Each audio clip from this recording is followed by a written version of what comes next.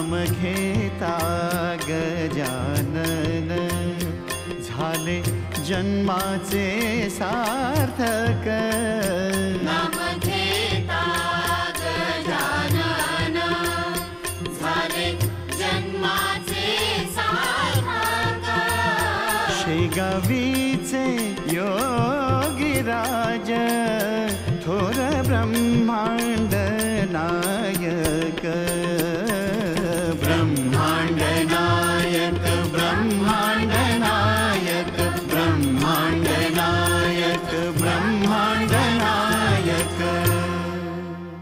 सरकार, पाण्याशिवाय माणसाचा जीव जाऊ शकतो, मीही मरायला टेकलो म्हणून यांच्या मडक्यातलं थोडंसं पाणी प्यायलो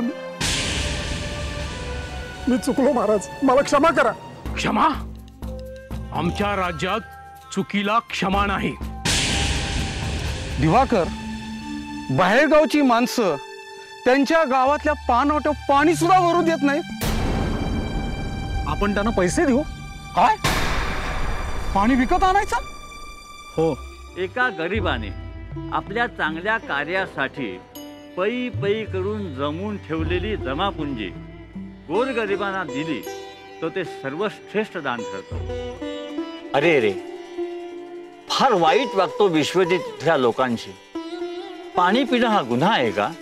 पाणी हे जीवन आहे। पण महाराज, भास्कर पाटलांनी तुम्हाला पाणी पिण्यास मज्जाव केला होता ना, आणि तरीही तुम्ही त्यांच्या कोरड्या विहिरीत जल निर्माण करून दाखवलं। भास्कर हा अध्यात्मात यायचा, त्याला निमित्त हवं होतं, म्हणून भगवंताने ते आमच्या माध्यमातून मिळवून दिलं। विहिरीचं पाणी हे तृष्णा भागवणारं होतं। ह्या पाण्यावरच भास्कर पाटलाला ज्ञान संपादन करण्याची तृष्णा निर्माण झाली। यामुळे तो अध्यात्मात पुढे गेला आणि पुढे वैकुंठात गेला। पण विश्वजित असाच वागत राहिला, तो असाच अन्याय करीत राहिला, तो नक्कीच नरकाच्या वाटेने जाणार।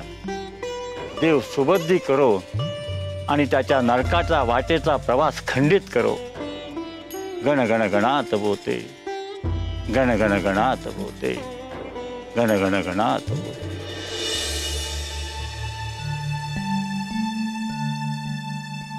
दिवाकर भाऊ, एवढाही अडापाना कशा पायी करताय?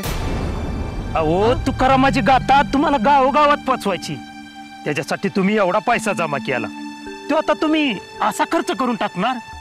हो, अहो, एवढा पैसा जमा करायला तुम्हाला 10 वर्ष लागली दिवाकर भाऊ। आता तुमची 40शी उलटली, यानंतर कधी पैसा जमा करणार आणि कधी कामाला लागणार? भगवंताची कृपा झाली तर माझ्या मनातली इच्छा पूर्ण होईल।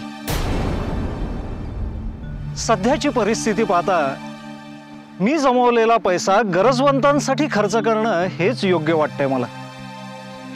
आता काय सांगू तुम्हाला, तुकारामांची गाथा, त्यांचे विचार मला दूरवर लोकांपर्यंत पोचवायचे, हे खरं आहे। पण त्याही पेक्षा पुण्याचं काम म्हणजे माणसांचा जीव वाचवणं, भुकेल्याला अन्न देणं, तहानेल्याला पाणी देणं। गजानन महाराज नेहमी अन्नदानाचं महत्त्व सांगतात, ते विसरलात? गजानन महाराज, स्वतः जगा आणि दुसऱ्यांना जगवा, तरच तुम्हाला ईश्वर प्राप्ती होईल। आता कुठेतरी तुम्ही गजानन महाराजाकडे जाऊ लागला तर एवढं मानता? तुमची जमापुंजी महाराजांचं सांगणं आहे म्हणून दान करून टाकणार काय तुम्ही? हो, आणि यावर आता पुन्हा चर्चा नको।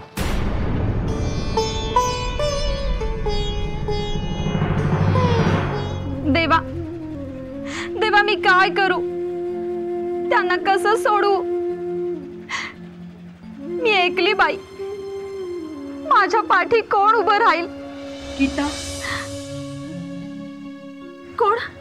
राधाताई? हे काय ऐकते मी गीता? तुझ्या धन्याला म्हणे चापकाच्या फटक्याची शिक्षा सुनावली विश्वजित राजेनी। होय राधाताई, होय। एवढा काय मोठा गुन्हा केला होता हो त्यांनी? तहान लागली तर माणसानं पाणी बी प्यायचं नाही का? न विचारता पाणी प्याले म्हणजे चोरी होती अभय। राधाताई, अव पाणी येतं कुठनं? आकाशातनं, नदीत ओढ्यात साठतं आणि तेच पाणी आपण घरला भरून घेऊन जातो या नव. म्हणजे काय आपण पाण्याची चोरी करतो या भाई? अव पाणी हे तर देवा घरचं देणं हाय. त्याची चोरी कशी करता येईल कुणाला? ते समजा खरं आहे ग, पण हे त्या राजाला सांगणार कोण? राधाताई, अव मी दोघा चौघांना बोलले, माझ्या संग राजे सरकारांकडे चला, त्यांची शिक्षा रोखायला सांगू. पर माझ्या संग कुणी बी यायला तयार नाही हो. हे धाडस कोण करणार? माझं ऐकशील तर एकच माणूस आहे जो तुझ्या धन्याची या शिक्षेतून सुटका करू शकतो. कोण? शेगावीचे संत श्री गजानन महाराज. गजानन महाराज? होय, तू महाराजांना भेट, तेच तुला काहीतरी उपाय सांगतील. गजानन महाराज, महाराज माझं कुंकू वाचवा, महाराज माझं कुंकू वाचवा. रडू नकोस पोरी. महाराज, महाराज मी काय करू महाराज? विश्वजित राजे उलट्या काळजाचे आहेत. चापकाचे 50 फटके मारणार आहेत त्यासनी. आधीच त्यांची प्रकृती बरी नसती. महाराज, हवं मोलमजुरी करून कसं बस आम्ही पोटापुरतं कमावतो. भविष्यासाठी राखून ठेवायचं म्हणून हप्त्यातले 3 दिवस उपास धरतो.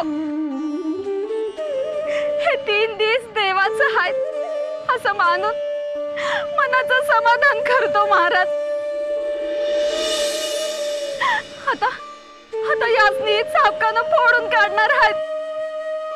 त्यांचं काय बरं वाईट झालं तर मी काय करू महाराज? मी कशी जगू महाराज? मी कशी जगू? गीता, बाळा किती काळजी करशील? देव तारी त्याला कोण मारी? मारणार आहे ना तो खवीस. त्याने एकदा का फरमान सोडला की तो माग हटत नाही. लोकांना चिरडून त्यांचं मुर्द एकावर एक रचून यानं त्याचं सिंहासन बनवलं आहे आणि त्याच्यावर बसून मोठा राजा म्हणून घेतोय स्वतःला. महाराज, तर राजाचा रंग होईल असं काहीतरी करा महाराज, असं काहीतरी करा. गण गण गणात बोते, गण गण गणात बोते, गण गण गणात बोते, गण गण गणात बोते, गण गण गणात बोते.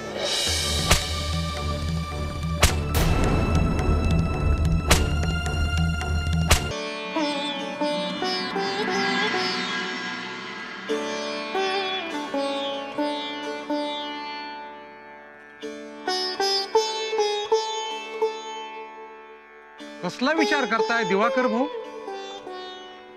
तुकारामांची गाथा आता लोकांपर्यंत कशी पोचवू याचा विचार करतोय. सोडा, आता विचार करून काहीच होणार नाही. तुम्हाला दिलेली सारी जमापुंजी तुम्ही गरजवंतासाठी खर्च करून बसलात. आता कोण देणार तुम्हाला पैसे? पुन्हा त्याच माणसाकडे पैसे मागायला जाल तर तुम्हाला ते विचारतील आधी दिलेल्या पैशाचं काय केलं म्हणून, कसा खर्च केला म्हणून, आणि तुकारामाच्या गाथेंचा प्रसार का केला नाही म्हणून. मग काय सांगणार तुम्ही? मी खरं काय ते सांगेन. मी चांगल्या कार्यासाठी लोकांनी दिलेला पैसा खर्च केलेला आहे. स्वार्थापोटी एकही पैसा खर्च केलेला नाही. एखादी व्यक्ती विश्वास ठेवेल तुमच्यावर, सगळेच ठेवणार नाहीत. कुठं कारण करून तुम्ही पैसे उकळले असं लोक म्हणतील. एका कारणासाठी दिलेले पैसे दुसऱ्या कारणासाठी वापरणं योग्य नाही दिवाकर. मग मी काय करू? माझ्या सत्सद विवेक बुद्धीला जे सुचलं ते मी केलं. आता मी महाराजांना शरण जाऊन घडलेली सारी हकीकत सांगितली. माझ्या मनातील इच्छा पूर्ण करण्याचा मार्ग महाराजच आता मला दाखवतील. दिवाकर तोडणकर इथंच राहतात ना? हो, मीच दिवाकर. आपण? मी मुनवर घंटे, श्रीमंताचा पाहुणा आहे, माझ्याकडे जे काही पैसे आहेत ते तुमच्याजवळ देत आहे. धन्यवाद. मी फार कोलमडून गेलो होतो. खरंच सांगतो, काय करावं हेच मला सुचत नव्हतं. महाराजांनीच मला हा मार्ग दाखवलाय. जणू तुमच्या रूपाने जणू महाराजच प्रत्यक्ष इथे आलेले आहेत. वा वा महाराज, महाराज, गजानन महाराज, मी जाणतो आपणच माझी इच्छा पूर्ण करत आहात महाराज. गण गण गणात पोते, गण गण गणात पोते, गण गण गणात पोते, गण गण गणात पोते. बरेच वेळा काय होतं महाराज, माणूस ठरवतो एक आणि होतं भलतंच. महाराज नेमकं कुणाविषयी बोलतोय आपण? कुणा एका व्यक्तीविषयी आम्ही म्हणत नाही, पण कुणाही माणसाच्या बाबतीत असं घडू शकतं. माणूस मनसुबे ठरवतो पण परिस्थिती त्याला साथ देत नाही. म्हणून ठरवलेले मनसुबे पुरे होण्यात अडथळे निर्माण होतात किंवा काहीशा विलंबाने इच्छा पूर्ण होतात. होय महाराज, मलाही असाच अनुभव आलाय. माझं हे काडाचं घर केव्हापासून शेकारायचं होतं. हे काम हाती घ्यायचो त्यावेळेस दुसरंच काहीतरी काम समोर यायचं आणि मी त्यात गुंतून जायचो. आता तुम्ही येणार आहे म्हटल्यानंतर हे काम हाती घेतलं आणि माझं घर शेकारून झालं. हा, छान आहे तुझं घर आणि तुझ्या घराचा परिसर. महाराज, आपला इथला मुक्काम काही दिवस वाढवावा असं मी आपणास विनंती करतो. आम्ही इथे किती दिवस राहू शकू हे आम्ही देखील सांगू शकत नाही. मी देखील तुमच्यासारखा सर्वसामान्य माणूसच आहे.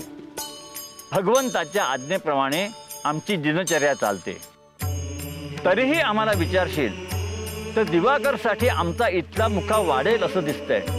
महाराज, गण गण गणात बोते, गण गण गणात बोते, गण गण गणात बोते, गण गण गणात बोते.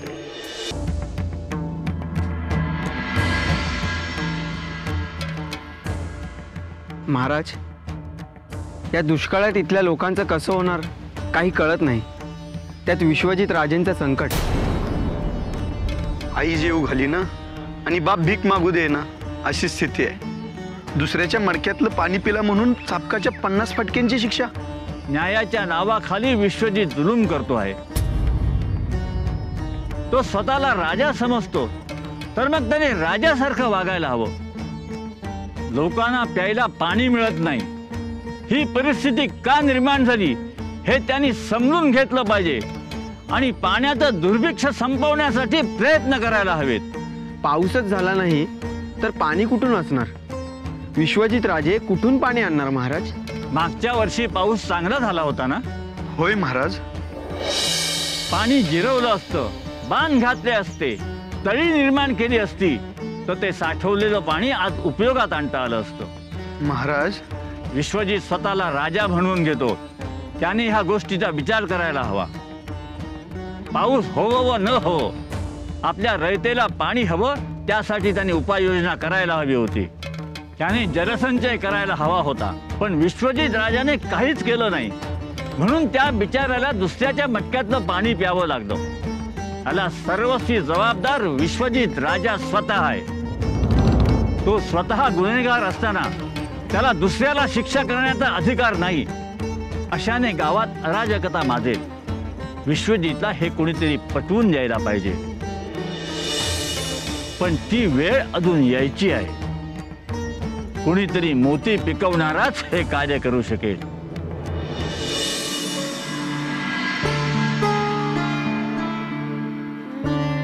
आई मला शेंगा दे, आई मला शेंगा दे, आई मला शेंगा दे, ताई, मला शेंगा दे. अशा का बसलात तुम्ही? तुम्हाला काही मदत हवी का? मदत? मामा मला भूक लागली.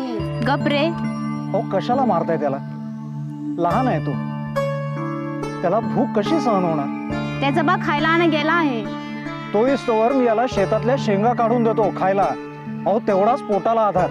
नको नको, या शेतातला नको. विश्वजित राजांचं शेत आहे हे. चोरी केली तर? अहो, काही होणार नाही.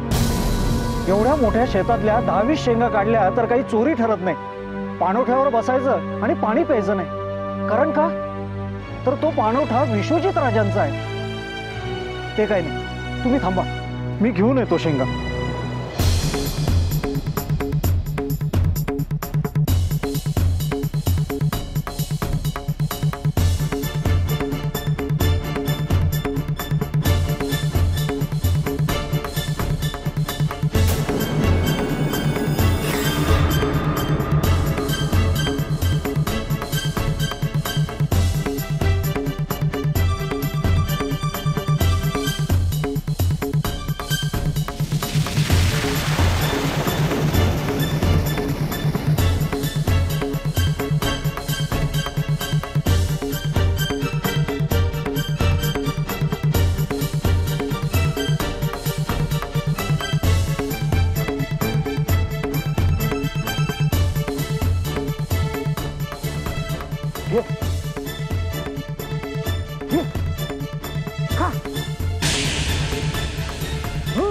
विश्वजित राजांच्या शेतात चोरी करतोस, चल.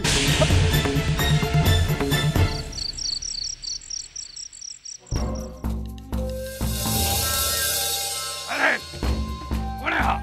महाराज, हा दिवाकर. त्याला आपल्या शेतातून चोरी करत असताना आपल्या माणसांनी रांगे हात पकडलाय. चोरी? आमच्या राजवटीत चोरी केली? चोरी केली तू? तुमच्या शेतातून मुठभर शेंगा काढून घेतल्या हे सत्य आहे राजे सरकार. चोरी केली आणि वर तोंड घेऊन कबुली देतोस? तुला माहित नाही का आमच्या राजवटीत चोरी करणाऱ्याला कठोर शिक्षा होते. माझ्या या कृत्यामुळे जरी मी चोर ठरत असलो तरी त्यामागचा हेतू आपण जाणून घ्यावात असं मला वाटतं. म्हणजे तशी विनंती मी आपणास करतो. विनंती?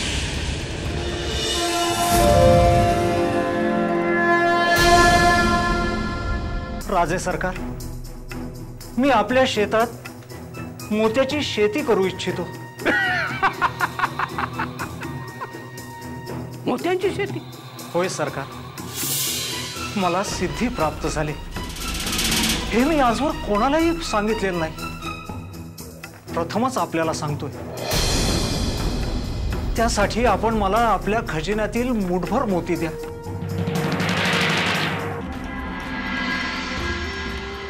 महाराज, त्याआधी मला माझ्या सद्गुरूंचं स्मरण करावं लागेल.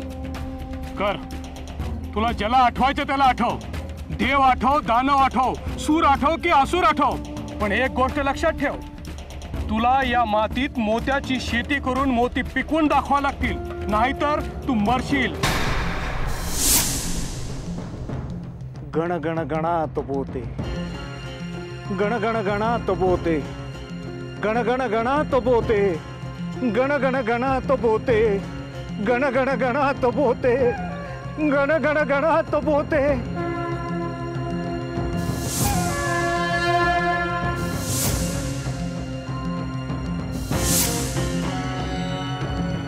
गण गण गणात बोते, गण गण गणात बोते, गण गण गणात बोते, गण गण गणात बोते.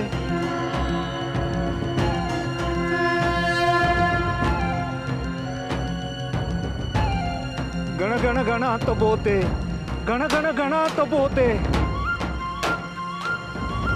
अरे काय झालं?